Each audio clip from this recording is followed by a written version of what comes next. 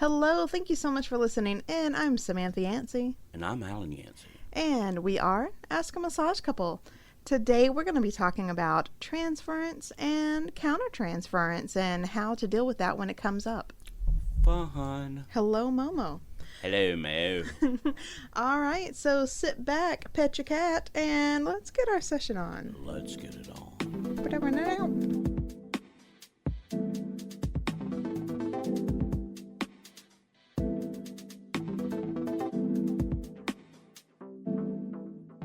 This is why we can't have nice things, Alan.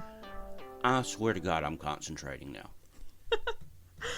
I swear I'm concentrating. Swear. I swear. Swear to God, I'm concentrating. I got my thank you cap on. Oh, goodness. I just don't know if that's the right cap. Well, it's the one I got. I don't know, you got a couple more. Oh, yeah. Mm-hmm. You know what? I about bought another cap today. Did Really? you know that? Yes. I did not know that.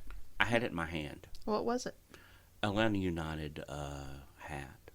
Oh, for our soccer Yeah. team. Yeah. That's awesome. It was $9.95, but I just wasn't willing to invest that much right now into that, Do you even watch their games? Well, I do watch the highlights occasionally. Okay, gotcha. Do you want to go to a game? Oh, that would be fun. Okay. Would that be fun? I don't know. I've only sat in on one soccer game, and that was when Sam, my cousin Sam, was first starting to date her husband, Balt, and he played soccer. Yeah. And I went and saw him and his friend. Oh, what's his friend's name? Nope, gone forever. Anyway, they were playing. Let's call him Bob. No, let's not. Okay. It just seemed very fast-paced and hard to keep up with. Oh, no. To me. Well, I'm going to beat your game on the first soccer match I ever went to a professional soccer match now. Okay. I went to a soccer match in the Lord's year of 1978. So you're saying the Lord's year of 1978? 1978. Good Lord. Do you remember that? Well, no, I wasn't alive. Okay.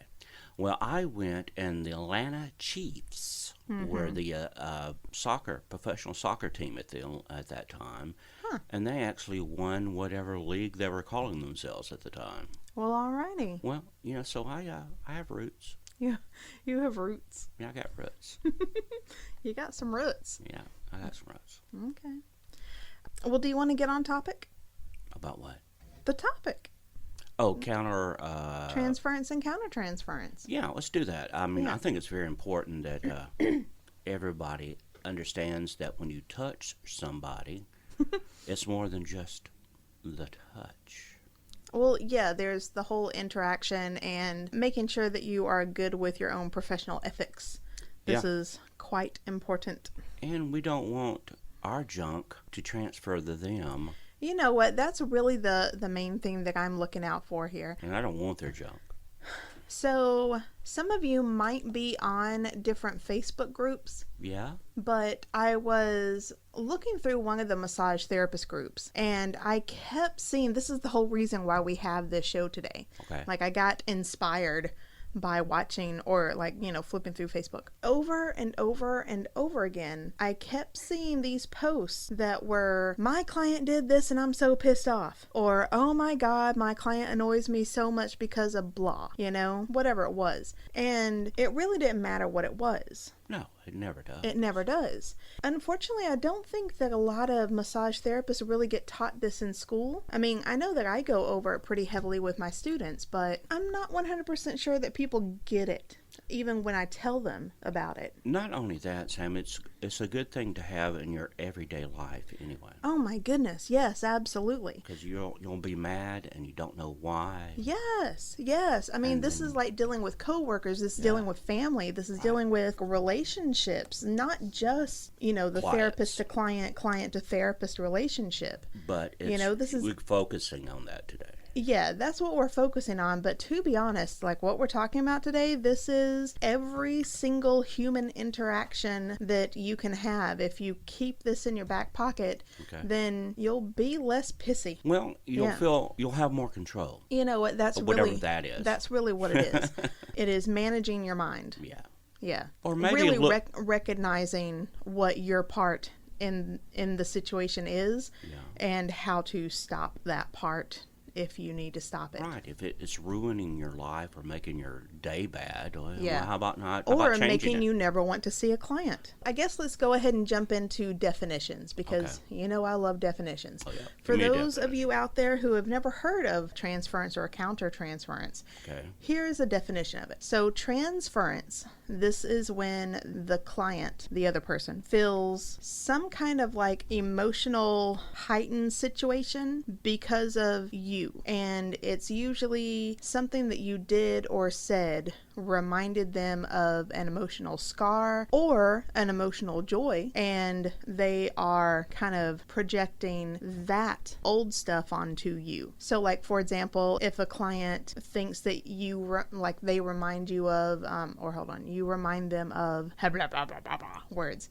You remind them of their daughter or something. Yeah. Like maybe some of the things that you say or that kind of thing, and then they start treating you like their daughter, telling you when you need to do certain They're in things charge now. and that kind of thing. Yeah.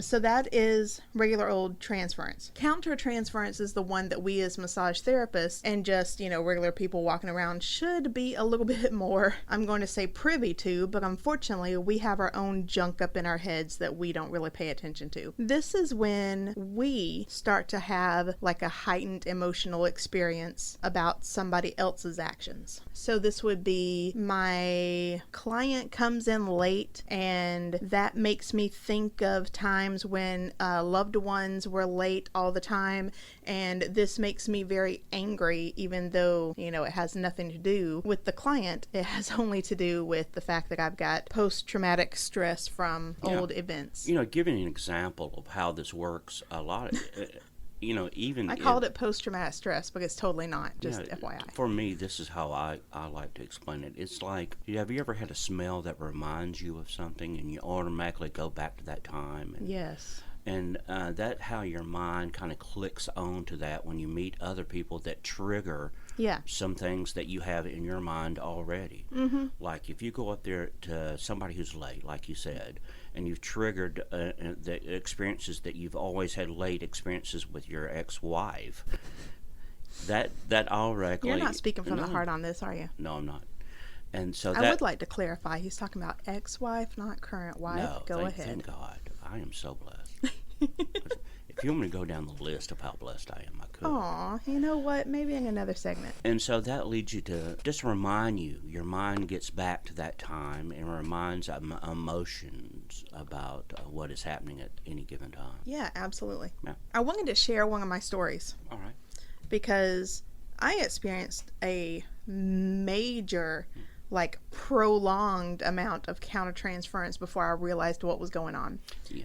And I need to kind of set this up. I had a best friend in high school, like the best friend ever. We used to finish each other's sentences. We used to finish sentences with song lyrics. Like we could look at each other and know what we were thinking, It was like that kind of connection. And for a period in my life, he was in a car accident. He had some brain damage and he was kind of away. He needed some help. To get help. Yeah. So, my best friend was gone for however long getting treatment. Yeah.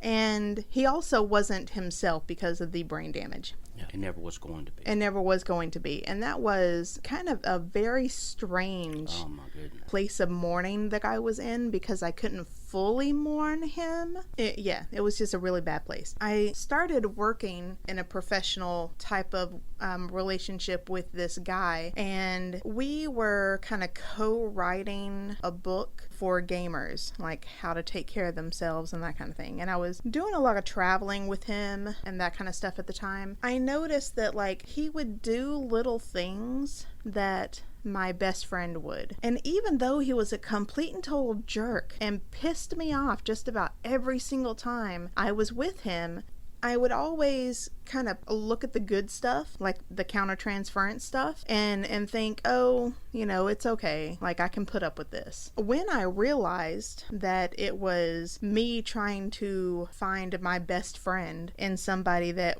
in no way was ever going to be my best friend, it made it really easy to end that relationship. Well, it really released that friendship because you're expecting more than he was ever. Exactly. He's just being himself. Yeah, he was just being himself. I was expecting him to be my best friend. Right.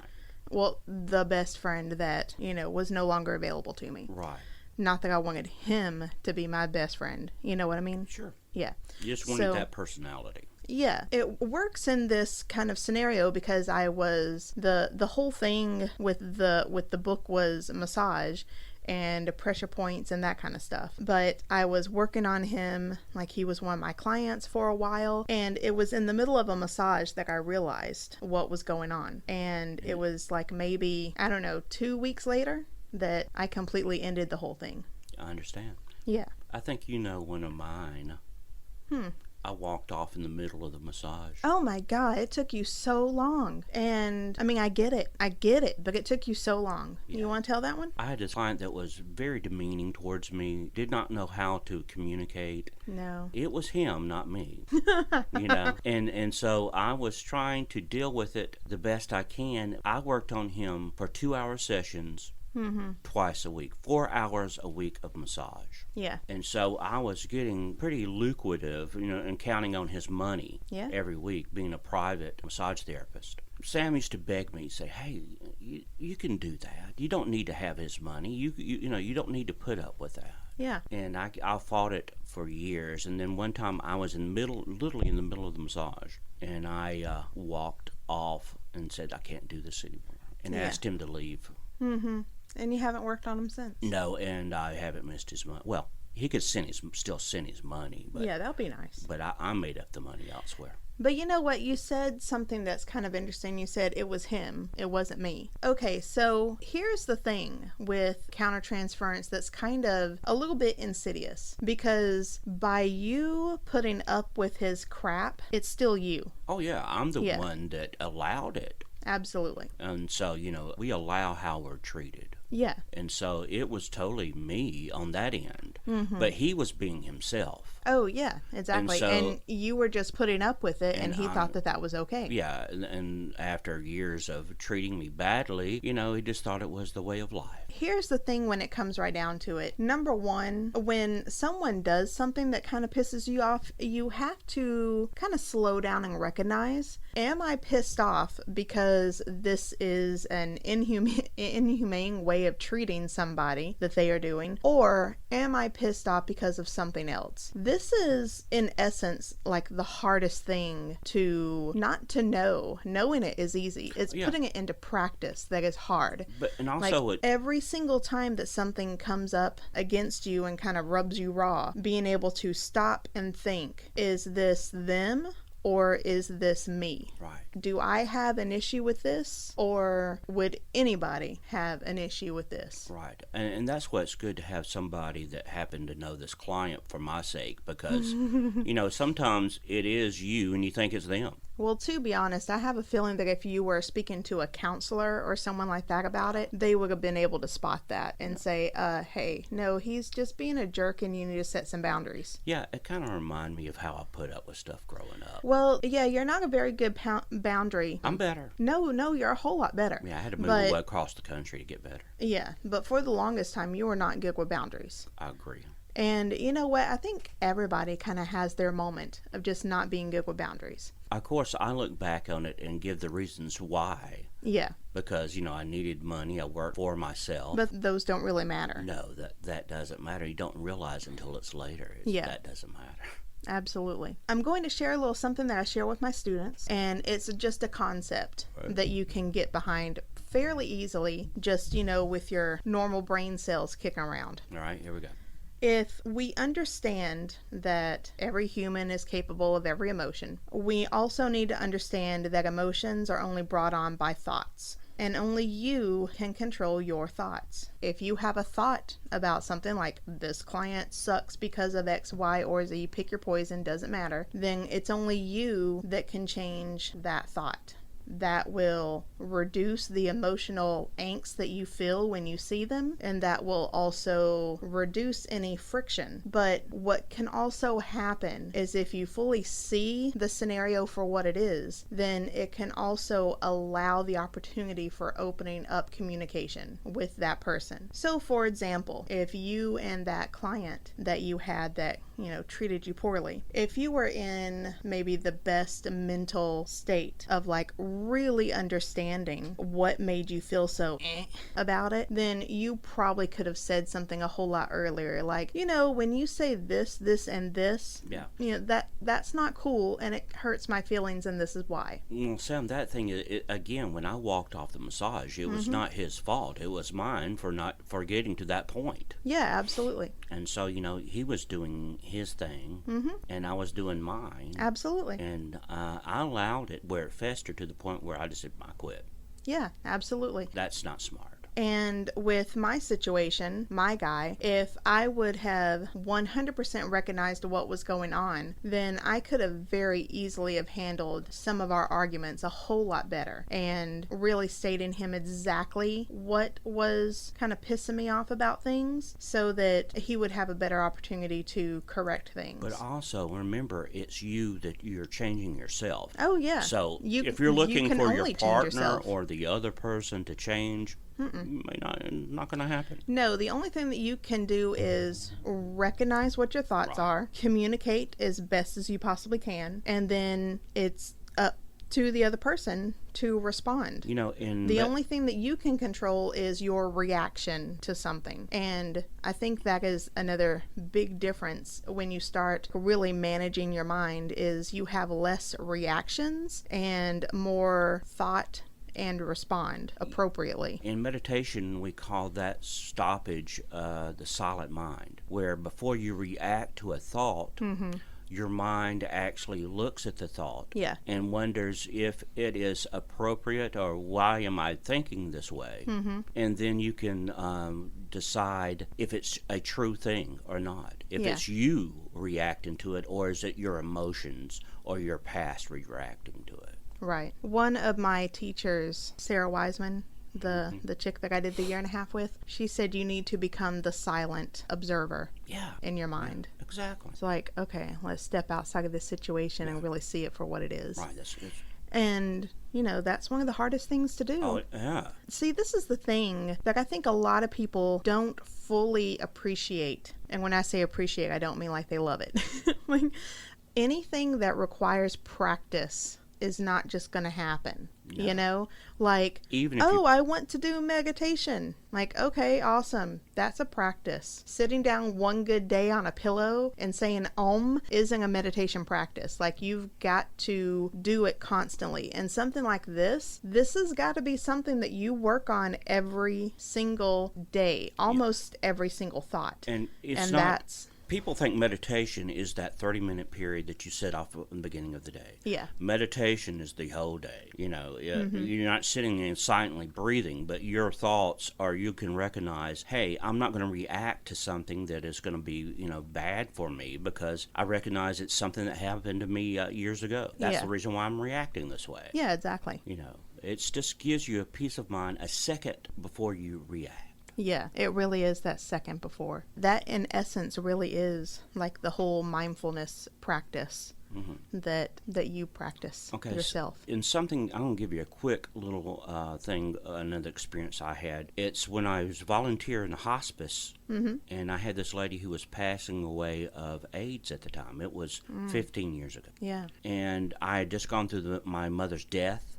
And I went in there and thought I could handle it. I couldn't. Oh, yeah. And I went back and I realized it was not, it was something that I was not willing to deal with for that particular moment. Yeah, and that's totally okay. Yeah. You have to say, hey, this is something I can't deal with right at the moment, but I'm getting there. Yeah. I'm working to get it. I mean, you're not going to make right decisions every time. And you're going to be, sometimes your emotion is going to win.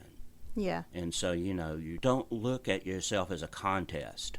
Yeah. Oh, I lost this time, I won this time. You just say, hey, this is part of life, and I'm going to try to make my life better by understanding what I am thinking and what I am saying and how it affects the world. It's like what you say when you're practicing Qigong. There is no bad Qigong. There is only better Qigong. Yeah, you're not going to do it.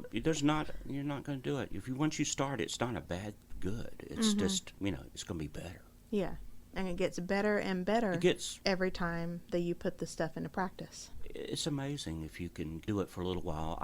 Nobody's going to do it 24 hours a day. No, absolutely not. Good Lord. And you're going to say things off before you even think.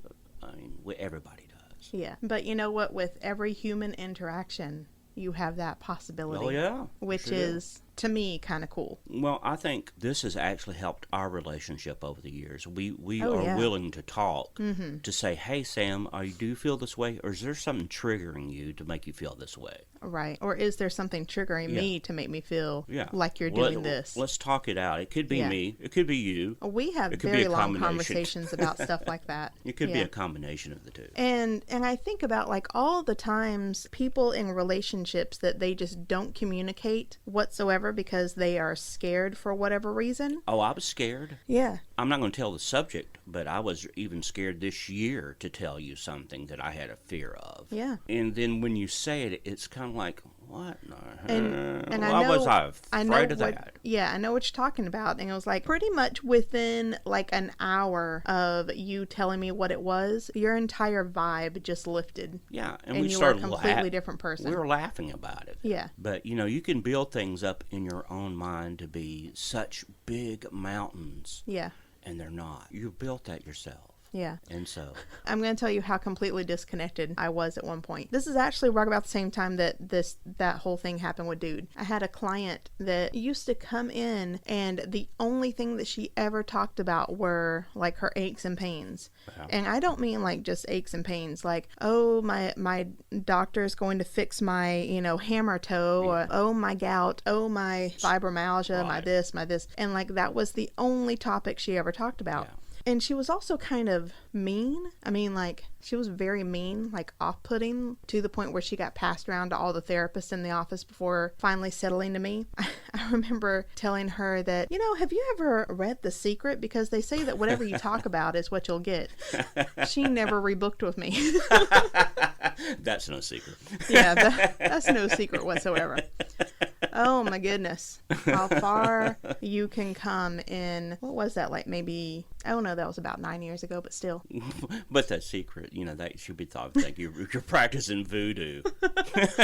Yeah, in extremely Southern Baptist. Right. Do you remember the lady that we were in the beginning meditation class and her husband told her not to come because it was because she would have demons into her. Right. And I said, yeah, it's breathing. You're not breathing in anything but air. It's called breathing. It's okay. That's the type of people you'll run across here occasionally. Or like one of my students that did not want to ground herself because she thought that the devil was going to come up from the earth. Oh, yeah. If you ground yourself, man, the devil's coming right from the soul of the earth right into your soul. That was pretty much what she said. Like, okay. Let's maybe give you some more visualizations that don't include a devil. Let's move to the next topic. Guys, I hope that helps. I mean, if nothing else, just know that nobody is perfect. We are all working on this, but this is definitely something that I think more massage therapists and more people just in general should recognize within themselves and maybe try to be that silent observer. Yeah. You're doing good. That silent observer that can recognize when your thoughts are creating an emotion. And it may save you some clients. Absolutely. And it definitely save you some headaches if you can get it out quickly enough. Oh my goodness. In a loving manner. Yes. In a loving way. If you can do this work, you will let so much crap go. Oh, yeah. It's the best. So anyway, that is our show today. I hope you enjoyed it. Do us a favor, if you have any topics that you want us to go over, askamassagecouple@gmail.com. Yeah. And of course, you can find us on Facebook. We are pretty much on any platform that you can listen to a podcast on, except for SoundCloud. I took us off SoundCloud. They were pissing me off. Can I give a quick tease that we are actually in the process fixing having our studios. We're having studio transitioning things. Yes. We've been trying to video our podcast for a couple of different podcasts now. Yeah. And I think we're finally getting it together. Next week, maybe. You know what?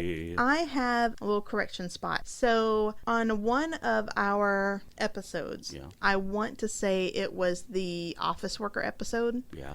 I said that the body does not hold on to lactic acid, that it's actually lactic acetate. Well, I combined two different words together like crazy. It's like that time that the whole class that I kept saying scapula and I was actually talking about the sacrum and not a damn person corrected me.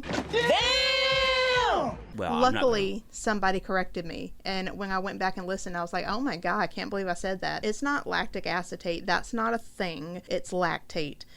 And still, at the same time, your body does not hold on to lactic acid or lactate, because through the Cori cycle, it still turns it back into glucose. I'm lactose intolerant. Where do you keep the cigarettes? Sam, I had no idea. I had to re-listen to this and then go back and correct my things. I mean, technically we don't. I just got called out on it, and I was like, "Oh, yeah, did I really did say that." Let's do a whole podcast on what we've messed up. We could start with the topics of things that we said in the past and things that we've learned. That would actually be fun. Yeah. Why don't we do that for our 50th episode? Okay. Yeah. Yeah. That. I mean, we're coming up close. This is our 27th. Oh yeah, we'll be there and within before. I think we should wrap this guy up. Yeah? Yeah. Okay. Love and compassion, y'all. Love and compassion.